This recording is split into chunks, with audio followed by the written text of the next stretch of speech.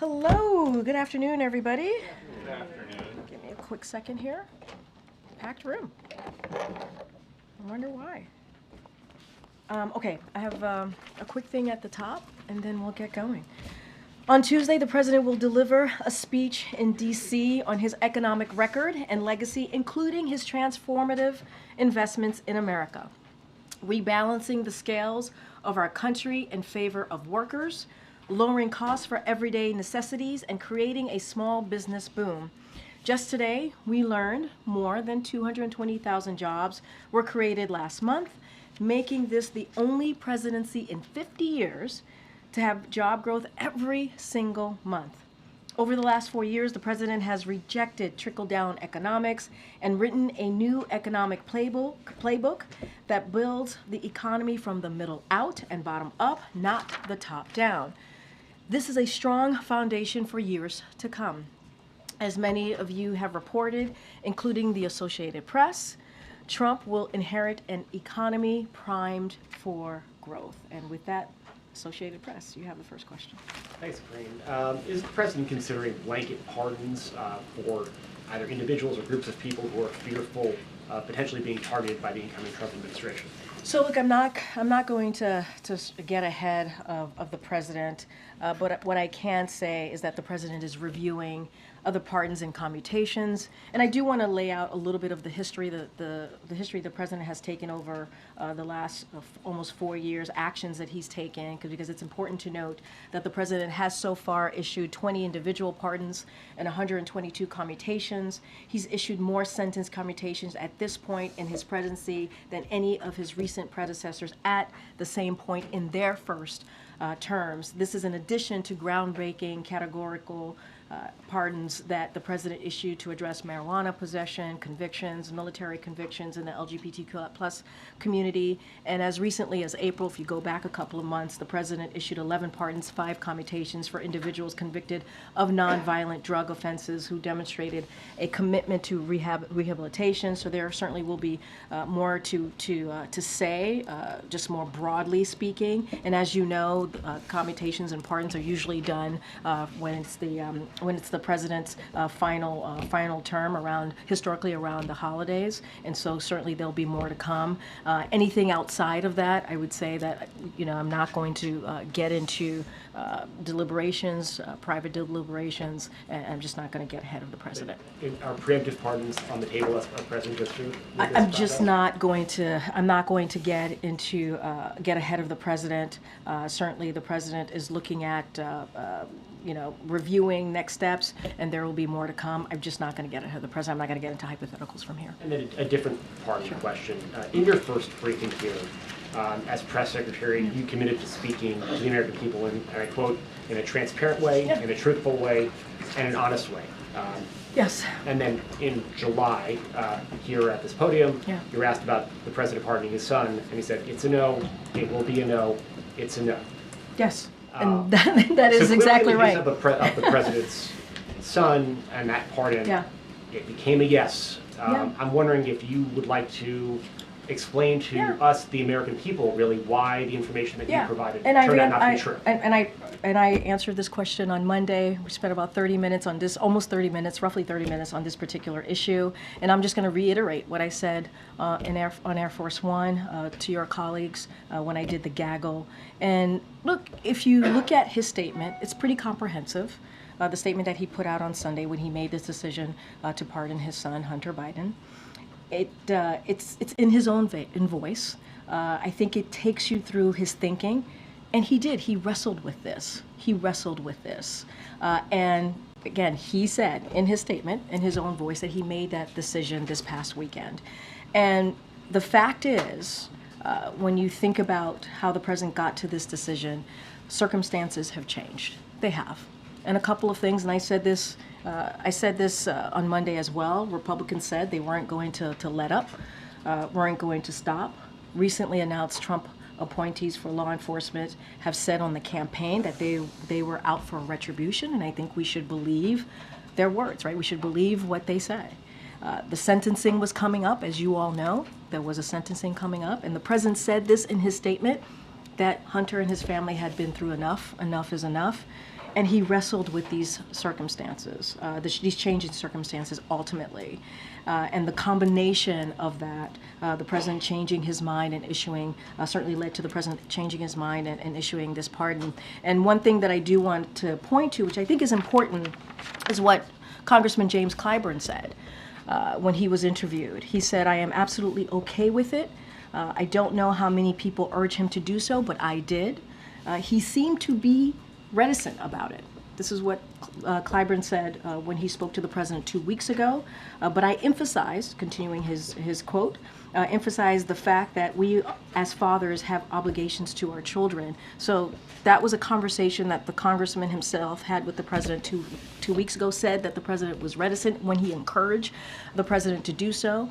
And this weekend, he thought about it and he weighed, it was not an easy decision to come to, and he put out a comprehensive statement. And I would certainly, offer that up to folks out there who are wondering. I would say, please read the president's response to this in full. I'm sure my colleagues have a few follow-ups, just very specifically. It's not only colleagues who watch this. There's also the American people. Exactly. So to be fair, and they were right? told by you in July that this would not happen, and it did.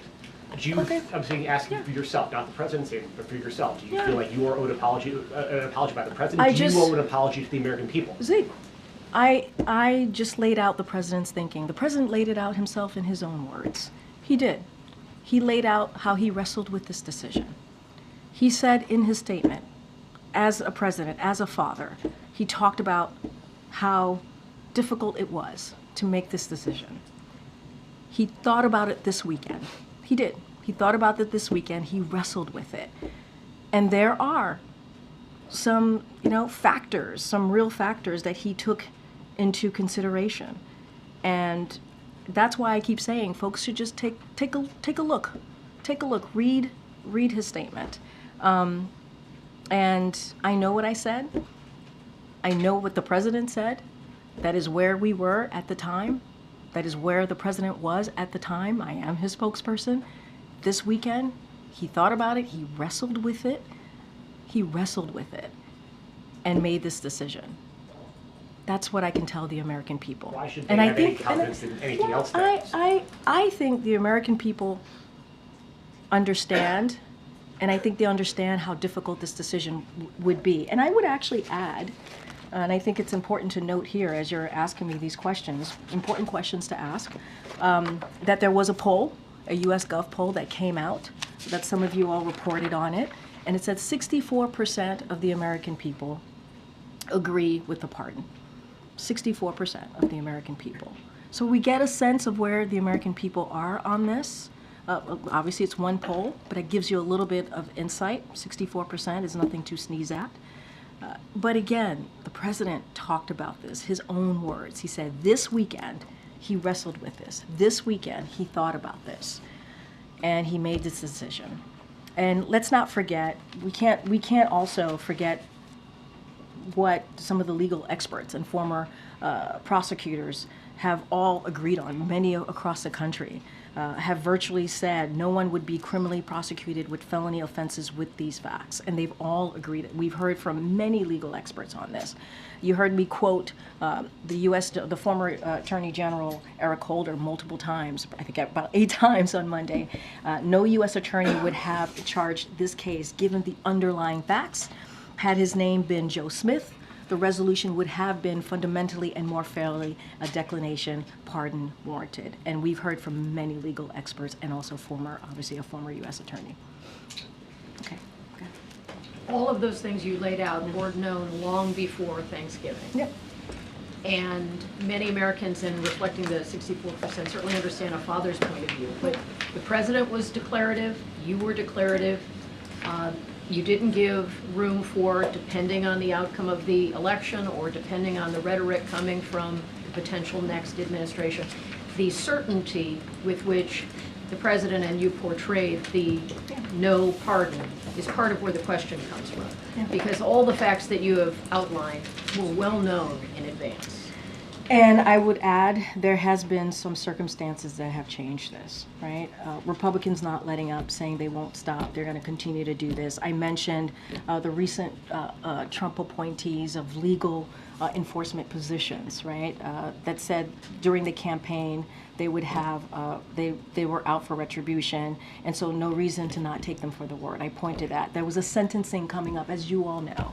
That was well known. I said there are multiple factors here. Not one thing led to this, multiple factors. And I think if you look at all of these, it's a combination of reasons why the president wrestled with this over the weekend and made this decision. Now that you've had time, and the president has had time to absorb how the public has responded to this, to think on it further, does he have any concerns about the fact that he had been so declarative and then granted this pardon?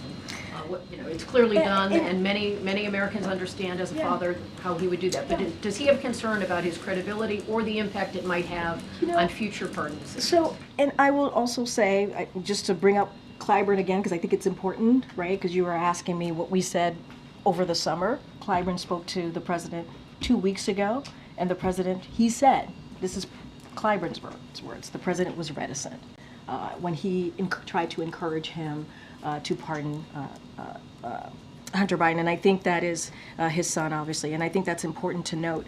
Look, I would refer you back to the last couple of sentences in the president's statement, and I think it's important here where he talked about wrestling this and wanting to understanding that the American people are fair-minded, and talked about the importance of doing this and thinking about this over the weekend and coming to this decision and how he wrestled with it. And that was, I think, a message directly to the American people. The whole comprehensive statement was something that he wanted to share with the American people. But I think the way he ended his statement actually acknowledges and wanted to be very clear to the American people his own personal thinking about this, and understanding that they would look at this, and he believed they would be fair-minded about it. And this was not easy for the president. It wasn't. Because you all mentioned the statements that we have made over the summer. So obviously this wasn't easy to come to this decision. He could have reserved the right to consider it later. And when he's that declarative as the President of the United States, that's where it carries weight. No, I understand. And Kelly, you know this president. You followed him during his vice presidency, right? You have covered him. When he's asked a question directly, he answers it directly. So we are where we are. So does he regret that he had misled the public about what would eventually happen? Look, what I will say is he laid out his thought process. He talked about the underlying facts of the case. He thought it was very important. That was part of the first paragraph of his statement, wanting to explain and talking about the gun charges, right? Talking about the tax cases, and wanting to make sure that they understood, like, these types of things would not be a normal reason to prosecute, right? Virtually no one would be criminally prosecuted with felony offenses with these facts. Whether it's absent aggravated factors, similar charges are rarely brought. When you think about gun charges, the tax cases, such as Hunter's, when taxes are repaid with penalties, are rarely criminally charged. They are handled civilly, and these are the things that the legal experts also agreed with him on, and so he wanted to lay that out for the American people as well. And I, don't have anything else beyond what the president laid out, his thinking in his written statement, in his words. I just don't have anything beyond that. Okay. The president has also faced real swift criticism from members of his own party around this pardon. The Democrats have called it a setback, a mistake, said that they're worried Republicans will use this against Democrats in the future. Has the president felt the need to respond directly to any of his Democratic colleagues around their criticism of this move?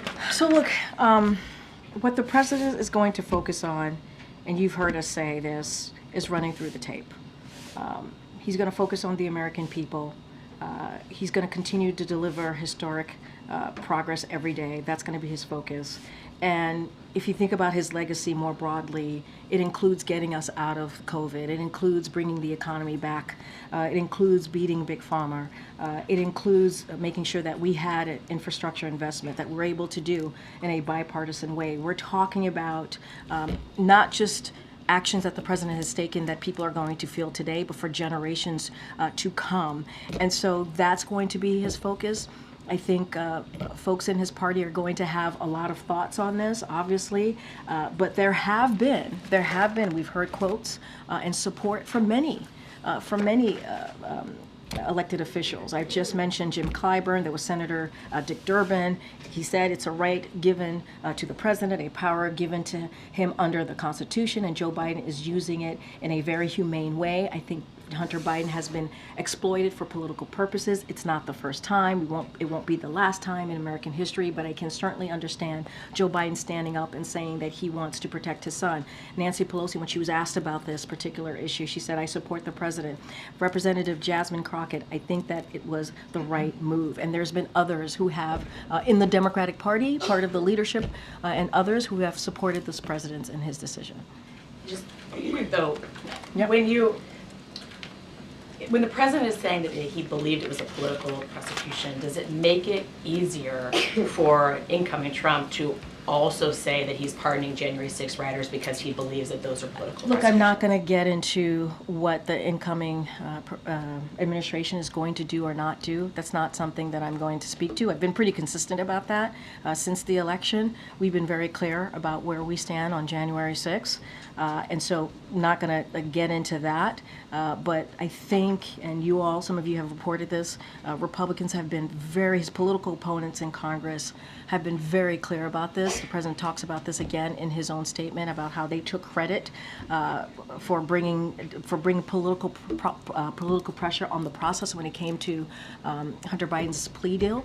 And so they took credit for that when it fell apart. They took credit for that. And they have said they're not going to stop. And so again, I'm not going to point to one particular reason for the president making this decision. There's been changing factors that led him to where he weighted this decision over the weekend. And I just look at where Zeke started about the idea of preemptive pardons. Yeah. You clearly didn't rule that out. You confirmed that the White House is really considering that in response to me. I'm not confirming anything. I'm just saying I'm not going to get ahead of the president on this issue. There's a process. I'm Are not you ruling out the idea of preemptive pardons? What I'm saying is I'm not getting ahead of the president. I'm not.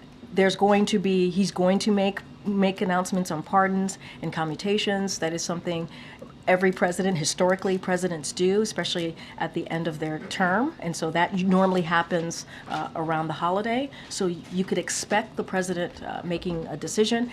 What I can talk to and speak to is this particular pardon a couple of days ago of his son and what he's been able to do. I laid out some historic actions that the president has taken when it comes to pardons, when it comes to commutations over the past 4 years, as recently as this past April.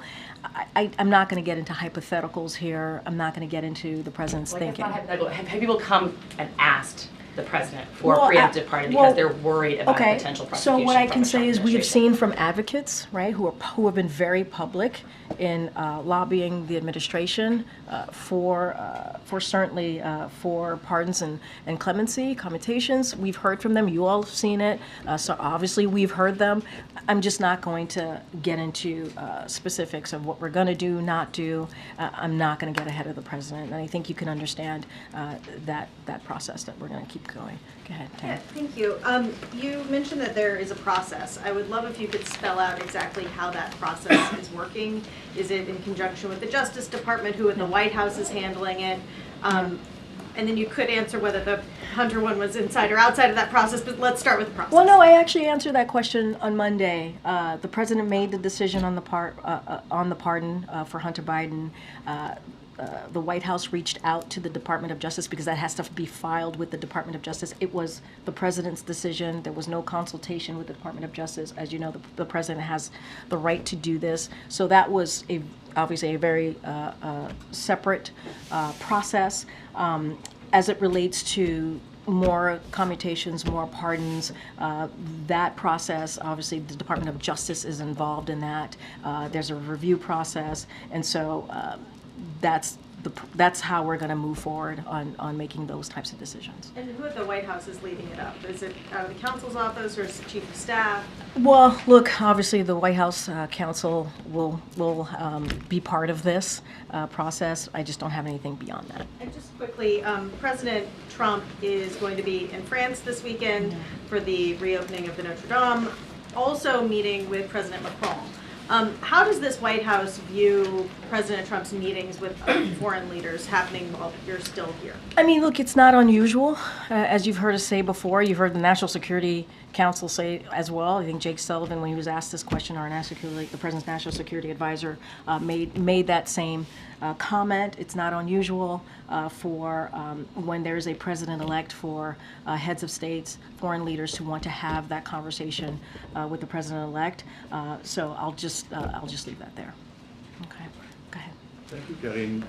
Just to follow up with Tara's question, why isn't the President of the United States going to go to the reopening of the Notre Dame de Paris? Why not? So just as you know, the First Lady is attending, and she's attending as part of her larger travel swing to Italy, UAE, and Qatar. So she will be representing the administration. They were both invited to be there for the reopening of the Notre Dame. The president had a scheduling conflict, which is why he was not able to attend. Any specifics on the First Lady's trip and what that's going to look like, I certainly would refer you to the First Lady's office. The President was invited. Yeah, he was. There was scheduling conflict, which is why he decided not to attend. But the First Lady is there, and he's very proud that she's there representing us. And anything further on her visit, certainly I would refer you to their office. I have a question. Thank you, Karine. I also have a question on the Canadian Foreign Minister today launched the new Canada's new Arctic foreign policy, face Russia, China. 4 years later, and with a successor who seems to be skeptical, how does the President see Canada's involvement in mutual defense and international crisis? So look, the President values our strong partnership with Canada and their leadership to this particular announcement on addressing major challenges of our time, such as combating climate change. As you know, the President has taken that issue very seriously by putting forth one of the most historic piece of legislation that really deals with climate change in a way that we have not seen any other administration deal with it. Canada's contribution, as you all know, to Ukraine's defense and multilateral security support mission in Haiti have been consequential, and so we value the Canadians' cooperation in securing the Arctic region and that is peaceful, stable, and prosperous and cooperative, and so again we value that strong partnership, and I think they have shown leadership. Many things that they have certainly partnered with us in the past 4 years. Okay. Thank you, Karine. On Syria, as you know, armed groups are closing rapidly on many Syrian cities and against the Assad regime. How does the White House see the outcome or the best outcome, and what messages do you have to the regime in Syria? So we're closely monitoring the situations in Syria and have been in contact with the countries in the region. And the NSC put out a statement just last weekend. The Assad regime's ongoing refusal to engage in the political process outlined in UNSCR 2054, and its reliance on Russia and Iran created the conditions now unfolding, including the collapse of Assad regime lines in northwest Syria.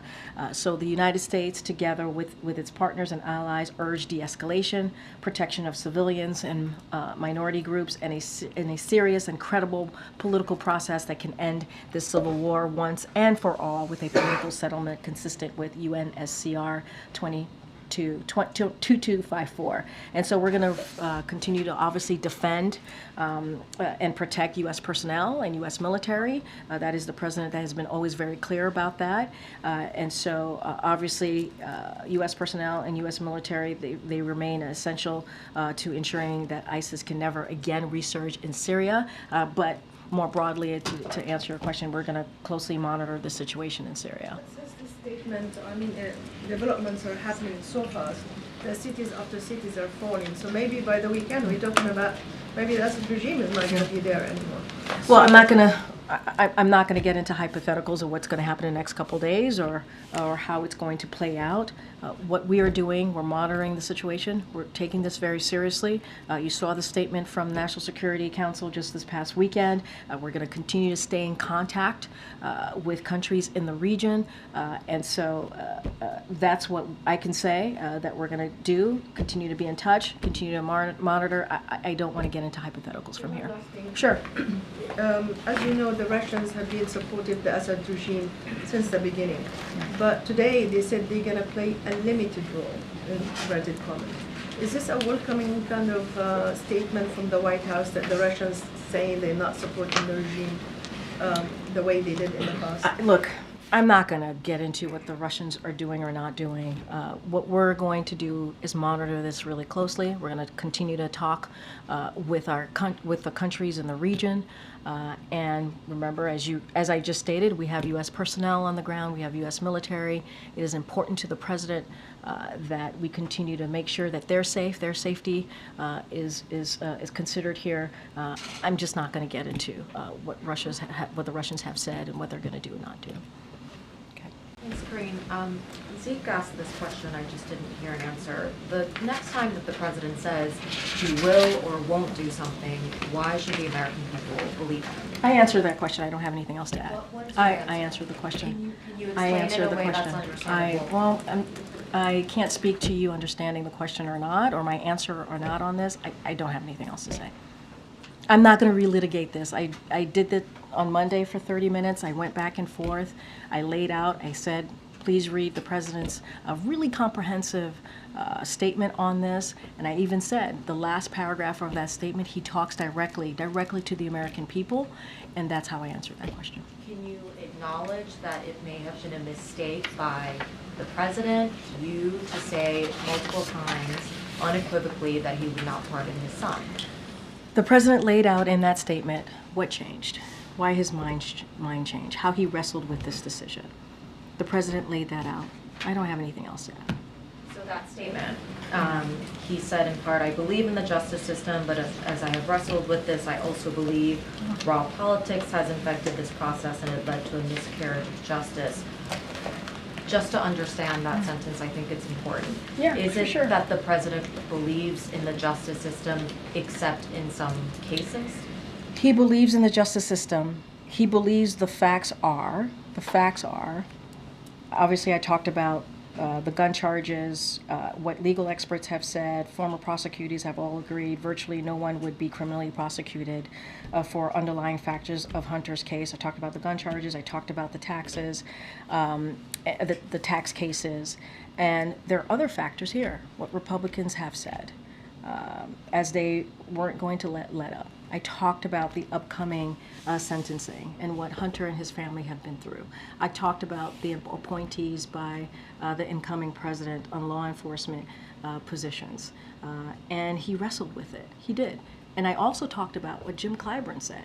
So you're asking me about an apology, but Jim Clyburn said himself in a conversation that he had with the president just 2 weeks ago, the president said, the president was reticent when he encouraged the president. When he himself, Jim Clyburn, encouraged the president to move forward with it, Congressman Clyburn, the president, responded to him by saying he was reticent. And so this was not an easy decision. It wasn't. It wasn't an easy decision. You know, it was a lot of circumstances here. And we can't pass over what legal experts and former U.S. attorneys have said on this, you know, and across the country, they've all basically agreed virtually no one would be criminally prosecuted with felony offenses with these facts. And I have gone through the two important underlying facts of the cases.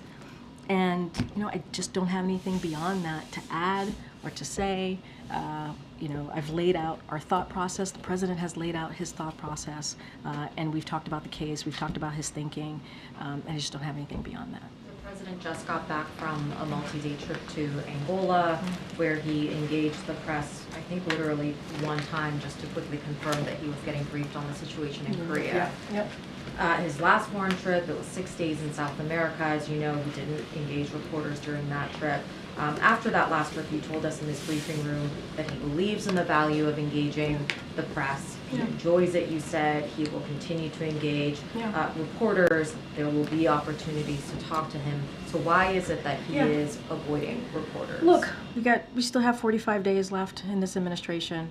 The president does. He does believe in the freedom of the press, right? He believes in that. I think we have shown in the last 4 years bringing back the norms of engaging with all of you. We have respected that process. I hope you guys think that we've tried to do the best that we can to do that. And the president he really does enjoy having a back and forth. And when the president, and I do want to say, he did take a moment to have a back and forth with all of you when he was in Nantucket with some of your colleagues who traveled with him. He did take some questions there, so it's not like he hasn't taken questions at all. He did have he did do a gaggle when he was in Nantucket around the holiday and took some questions. And so he'll continue to do that. And look, he was really focused, and many of you who've asked me this question, he was focused on his last ACONUS. He had the G20, the last G20.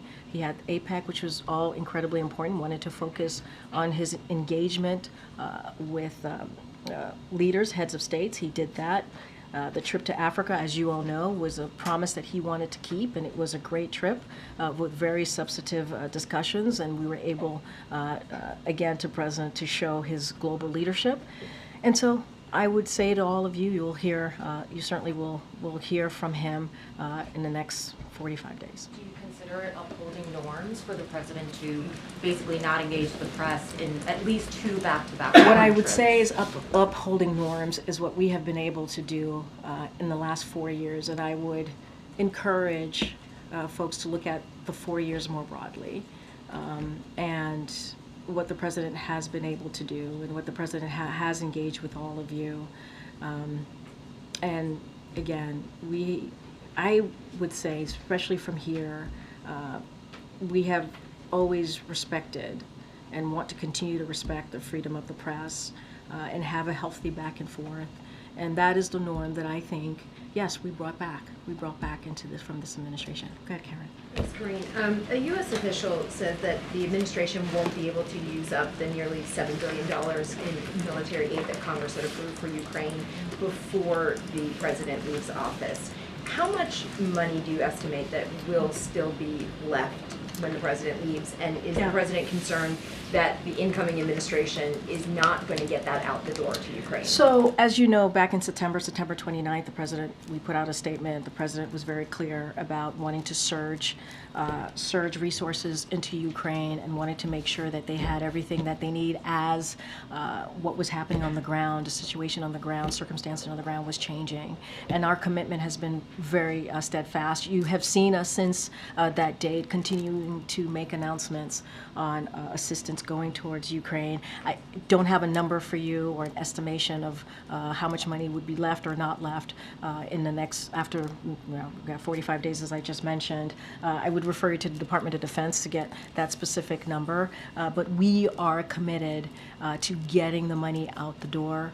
We are committed to make sure that Ukraine has the resources that it needs. As you know, we have led that. This president has led certainly that charge globally in making sure that Ukraine has the support, making sure 50 countries have gotten behind Ukraine, make sure the NATO alliance is stronger than it's ever been before. And I think you see that commitment from this president, and so we're going to continue to surge that. With this acknowledgement that there will be funding left when he leaves, and given that this has been such a top priority for the administration and for this president, is he worried that that when he leaves, that the incoming Yeah. administration is going to leave this money on the table and not get it out. And so, look, again, I'm trying to be really mindful not to get into hypotheticals or what the next administration is going to do or not do. We got to let that process move forward. What I will say and remind folks that we got that funding in a bipartisan effort, right? That's how we were able to get that funding to make sure the resources were getting into Ukraine.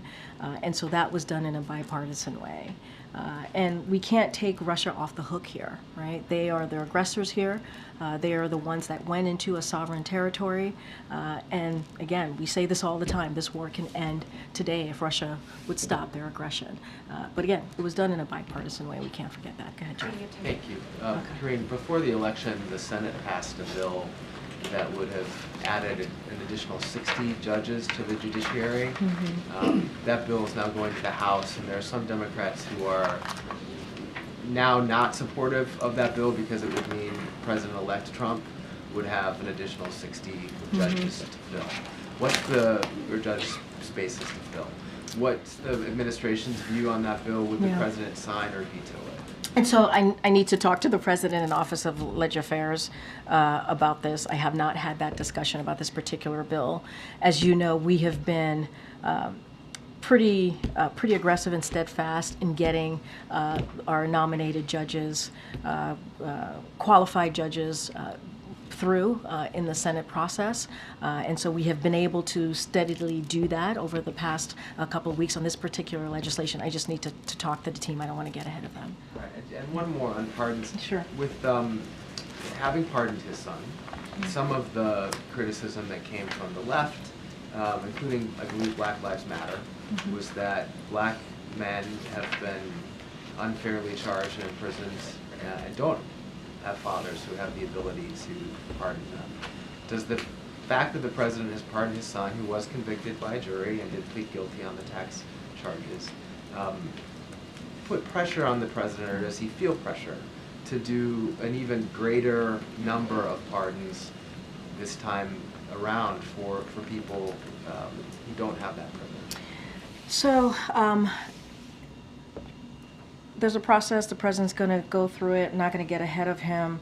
But again, I do want to, I hope folks don't forget what the president has been able to do, the actions that he's been able to take over the last 4 years. I went through them just to touch on them a little bit. He's issued 20 individual pardons, 122 commutations. He's issued more sentence commutation at this point in his presidency than any of his recent predecessors at the same point in the first term. This is in addition to the groundbreaking categorical pardons that the president issued to address marijuana possession convictions and military convictions in the LGBT+ community. And let's not forget what he was able to do in April. 11 pardons, 5 commutations for individuals convicted of nonviolent drug offenses who demonstrated a commitment to rehab. And so there's going to be more to come. But what the president has done, you've shown his commitment to making sure that he takes these pardons as he has over the last 4 years in a way that is important for communities that you just spoke to. And he's talked about the criminal justice system. He's talked about, he's taken actions in a way that we can address with the inequalities of the criminal justice system. And I would say that this president's commitment has been very clear on this, and has been very, has been very steadfast and has made a difference. There's going to be more to speak to in the upcoming weeks, and so certainly the president will address it. Does he have a response to that kind of criticism? Look, again, I just laid out what the actions. My question No, is, I don't.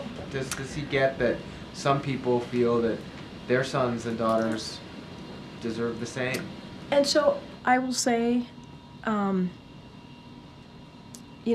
I keep going back to his comprehensive written statement because he speaks to his thought process. Obviously, I've said this many times. He speaks to wrestling with this. He speaks to the underlying factors, as I've mentioned many times from here, and he speaks to how Republicans have politically gone after his son over and over again and continue to say they're not going to stop.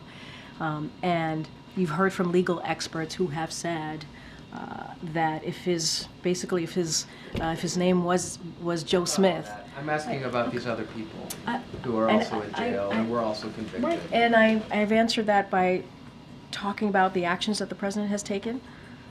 I've answered that by pointing to the president's statements, him wrestling with this and laying out his thought process. It was in his own words. And you know, you also asked me if there are going to be additional pardons. There will be. We're reviewing it. We're trying to figure out the next steps in this, and you'll hear from the president on this in the next couple of weeks. But we can't put aside the important notes that I made about the actions that the president has taken on issues that matter to the community. And again, I said he's issued more sentence commutation at this point in his presidency than any of his recent predecessors at this same point in their first terms. That matters. He's taken this very seriously, and so, you know, that's what I hope folks would take from that. A president that's been very serious, that's taken actions, and that's how I'm going to answer that question. Go ahead. Thanks, Karine.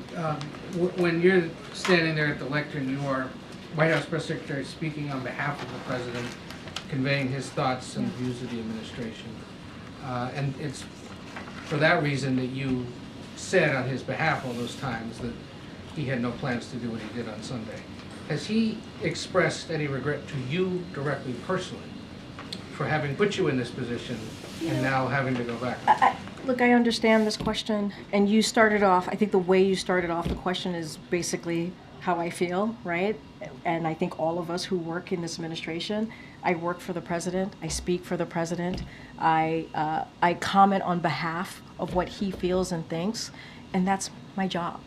That's my job as the press secretary, the White House press secretary, the person who speaks on behalf of the President of the United States, and that's how I feel. I feel like it's my... Did he apologize to you? Look,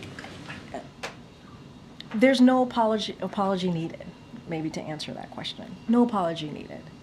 What I will say is, this is a president. You've heard me talk about the legal experts, what they have said, how they agreed with the president in taking this action. You've heard me say that over and over again. I've laid out quotes from different U.S. attorneys, prosecutors, who really laid out how the underlying factors of Hunter's case would not lead to what had occurred in the past several months. And I will also say this, and you heard this president say this many times before, he believes when it comes to his family, when it comes to how he moves forward about thinking about his family, they're the beginning, the middle, and the end. And he wrestled with this. It was not an easy thing for him to decide. There's a reason why I keep bringing up Congressman Jim Clyburn, is because this is someone who spoke to the president just 2 weeks ago and encouraged him to do so, to pardon his son. And at the time, the congressman said 2 weeks ago that this president was reticent. So obviously he wrestled with this. So no apology needed from him to me. One of the other things he often says is that voters should trust his, quote, word as a Biden. Yeah. Should they still? Yes, the president. This was a pretty big, defiant public pronouncement by him that he wasn't going to do this anymore. I hear you, and I understand. But the president wrestled with this. He truly did. And, you know, I called out the U.S. Gov poll, where 64% of Americans, that's not a small number, agree with the president's decision to pardon his son. And I think that gives you a little bit of a tiny window of where the American people are on this. He sidestepped a judge and a jury's decisions on the cases involving his son. He criticized the political nature of the prosecution. The next president has spent the last several years vowing to upend the Justice Department and the FBI. Looking at their current and future presidents, why should any American continue to have confidence in the American justice system? Well, the president does have confidence in the American justice system. And he said that in his statement. Certainly continues to have confidence in the Department of Justice. what They he, see two what, leaders who Oh, okay. single out incidents that involve them or their families and say, well, that'd be Can I- unfair to me, okay, but can the I, rest of you should can agree with it. Can I just be very blunt here? The situation with Hunter Biden and what the incoming president has said are very different. But they're making similar Well, arguments, yeah, which is but- that they've been unfairly prosecuted because of who they But are. I don't think those two things are the same. I just don't. They're not the same. They're just not. And I think the American people understand that. I do. I do think they believe and understand that they're not the same. What the president's son had to go through, and what we've heard from legal experts, former U.S. attorneys general, who look at this case, who understand this case, and have said, this would not there would not be this situation. And I think that's important to note as well. And they've been very clear about this. We've heard from many of them, legal experts, former U.S. attorneys from across the country, again, have all agreed virtually no one would be criminally prosecuted with felony offenses with these facts. I talked about these facts as it relates to the gun charges and tax cases that obviously Hunter Biden's case. And so that is, you can take their word for it. You can take their word for it. Okay. Oh, wait. Bring that back. So Deborah Tice just told the National Press Club from a significant source in our government, Austin Tice is alive. Is that what they were told today here at the White House? I don't have anything to share about conversation on this particular matter. What I can say, though, is that Because there was a meeting here today. no, at the White House exactly. with The her National family. Security Advisor to the President, Jake Sullivan, did have a meeting with Austin Tice's family this afternoon, and Jake Sullivan has regularly met with the families of wrongfully detained Americans, so this is in line of what he has been able to do. And so we're going to continue to make sure that we get Americans who are wrongfully detained or Americans home to their families. You've seen that. I think you've seen that commitment truly from this administration, what we have been able to do certainly in the last several months over the past 4 years. And we brought home 75 unjustly detained around the world. So we work around the clock. We partner, obviously, with partnership with our allies, and we negotiate the release of Americans. I don't have anything to say about that particular statement, but obviously, Austin Tice's family, I can't even imagine what they're going through right now as they think about Austin Tice, as they, I'm sure, have continued to hope and pray for Austin to come home to them. And what we have been committed to is making sure that Americans get home. 75 Americans unjustly detained around the world. We have been able to do that because of this president's leadership. And so I think that matters, and I think that shows the president's commitment. Great. Go ahead. I know. Yeah, where you go. Go ahead. Thanks, Karine.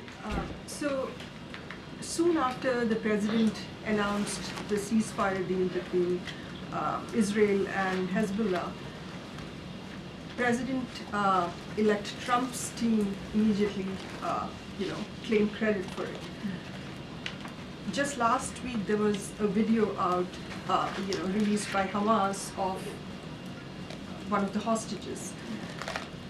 Is the White House working with the Trump team to negotiate, the hostage crisis? So what I can say is we're going to continue to work 24/7 as we have day and night to secure a deal.